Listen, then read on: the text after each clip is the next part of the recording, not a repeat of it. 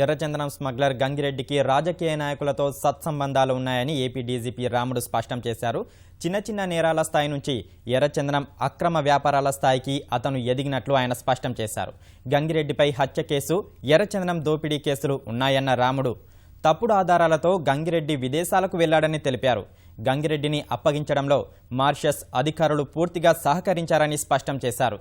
8 నెలల్లోనే స్వదేశానికి తీసుకురాగలిగామని డీజీపీ ప్రొద్దుటూరు న్యాయస్థానంలో అతన్ని హాజరుపరచనున్నట్లు పేర్కొన్నారు.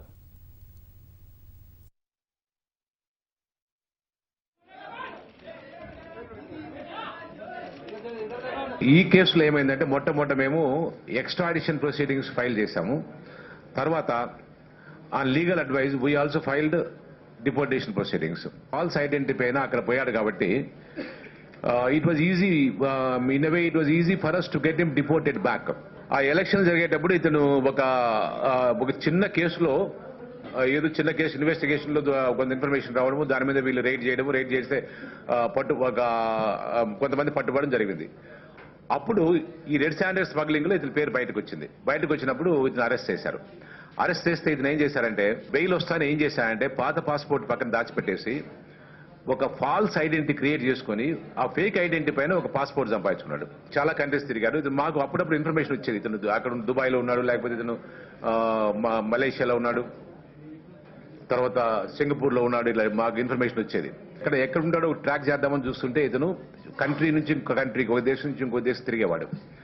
తిరుగుతున్నప్పుడు ఏం చేసేవాడంటే, ఒక కంట్రీలోకి పోయిన తర్వాత అక్కడ ఏదో టూరిస్ట్ వీసా పైన వాటిపైన పోతాడు. ఆ కంట్రీలో ఎయిర్పోర్ట్లో దిగుతానే ఒక అడ్రస్ ఇవ్వాలి. అక్కడ రెసిడెన్షియల్ అడ్రస్ మనం, అంటే ఆ కంట్రీలో ఉన్నంత కాలం మనం ఎక్కడ ఉంటామని ఆ అడ్రస్ ఇచ్చేది. బట్ ఆ అడ్రస్లో ఎప్పుడు ఉండేవాడు కాదు.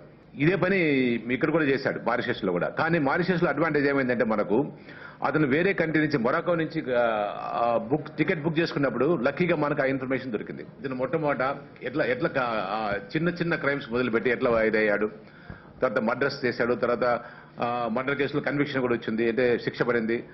తర్వాత చాలా కొంచెం పాలిటిక్స్ లో డాబుల్ చేశాడు. తర్వాత ఇతను ఈ దొంగ సారా అమ్మడం ఇలాంటివి కూడా చేశాడు, తయారు చేయడం ఇవి కూడా. ఆ తర్వాత ఈ రెడ్ శాండర్స్ లో బాగా ఉందని చెప్పి ఆ రెడ్ శాండర్స్ లో దిగాడు.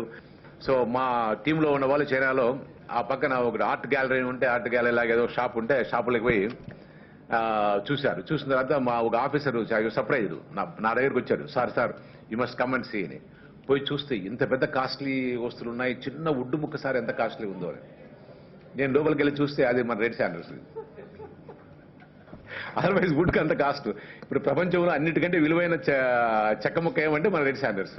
సో ఈ స్మగ్లింగ్ చాలా వాళ్ళకు ఇది highly paying kind of smuggling activity ఇది. దాంతో వీళ్ళంతా ఇన్వాల్వ్ అయ్యి పెద్ద పెద్ద గ్యాంగ్స్ పెట్టుకొని తయారు చేస్తున్నారు. అంతర్జాతీయ ఎర్రచందనం స్మగ్లర్ కొల్లం గంగిరెడ్డిని హైదరాబాద్కు తీసుకొచ్చేందుకు పోలీసులు తీవ్రంగా శ్రమించారు. మారిషస్లో నక్కిన గజ దొంగను ఇంటర్పోల్ సాయంతో పగడ్బందీ ఆధారాలతో పట్టుకొచ్చారు. ఎర్రచందనం స్మగ్లింగ్లో ఆరితేరిన గంగిరెడ్డిపై అనేక కేసులు, ఆరోపణలున్నాయి. భారీగా కలప తరలించి కోట్లు కొల్లగొట్టాడు. ఈ క్రమంలోనే ఒక కడప జిల్లాలోనే గంగిరెడ్డిపై 22 కేసులుండగా కర్నూలు, చిత్తూరు జిల్లాల్లోనూ కేసులున్నాయి. 2003లో అలిపిరి వద్ద ముఖ్యమంత్రి చంద్రబాబుపై బాంబు దాడిలోనూ గంగిరెడ్డి నిందితుడిగా ఉన్నాడు. 2014లో తెలుగుదేశం అధికారంలోకి రాగానే విదేశాలకు పారిపోయాడు. దొంగ ఎత్తులు వేసిన గంగిరెడ్డి మారిషస్లో ఉండిపోయాడు. ఎర్రదొంగ జిత్తులను తిప్పికొట్టేలా పోలీసులు అక్కడి కోర్టులో పిటిషన్ వేశారు. తప్పుడు సమాచారంతో అక్కడ తిష్ట వేసిన విషయాన్ని, నేర చరిత్రను వివరించి తమకు అప్పగించాలని కోరారు. ఎట్టకేలకు శనివారం మారిషస్ పోలీసులు గంగిరెడ్డిని రాష్ట్ర పోలీసులకు అప్పగించారు.